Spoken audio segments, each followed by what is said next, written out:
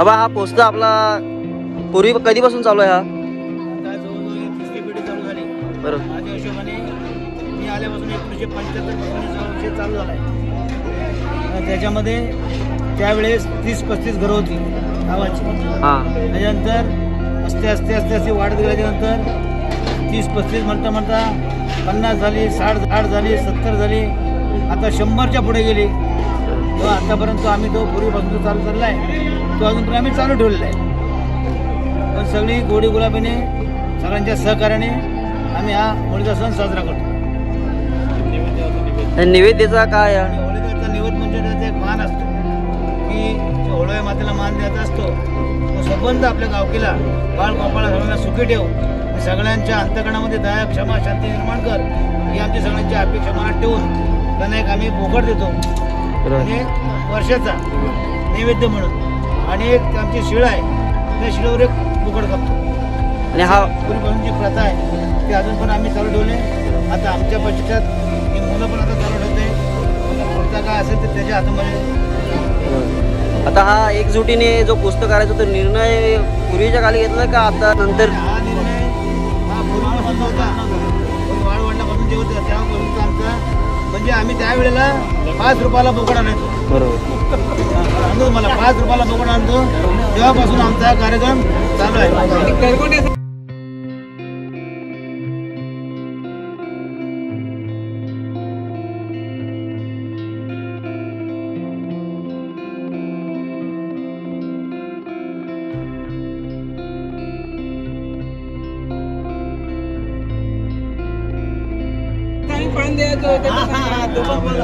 आणि जेवढ्या घरामध्ये पुरुष असतील त्या प्रत्येक पुरुषाला एक पांडे आहेत. आणि आताच्या जनरेशनचा तुम्ही काय सांगा? आम्ही ती प्रथा मोडलेले, महागाई वाढलेले, आता प्रत्येकाची जेवढी ऐपत असेल त्याप्रमाणे कोण 1 घेतो, कोण 2 घेतो, कोण 3 घेतो, जशी घरचा कुटुंब असेल त्याप्रमाणे ते घेतात.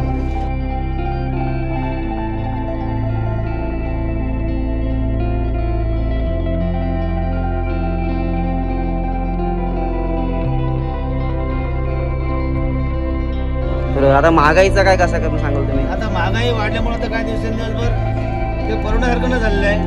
आम्ही 20 आणि 25 रुपयाला पान घेतो, तो आता किलोवर आता 800, 1100, 1200 रुपये चाललेला आहे. तरी सुद्धा तो देवाचा मान द्यायचा आहे, तो आम्हाला देवाच लागतो. आणि आता पुढील पिढीला काय तुम्ही संदेश द्याल? सांगितलं का तुम्ही थोडं जरी तुम्हाला शक्य झाला तर जे काय थोडंफार प्रमाणामध्ये जे आहे तेवढं तुम्ही चालू ठेवा.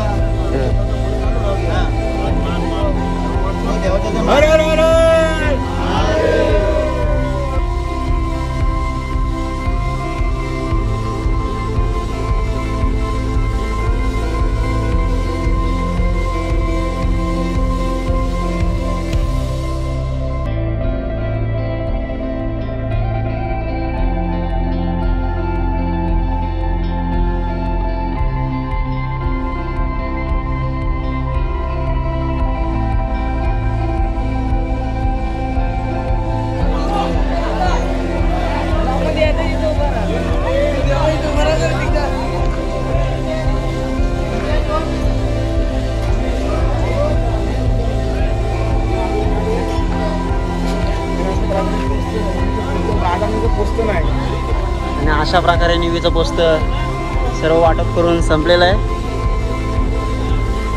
आता सर्व आपापले डबे आणि टोपं आणि ताट सर्व घेऊन जाते.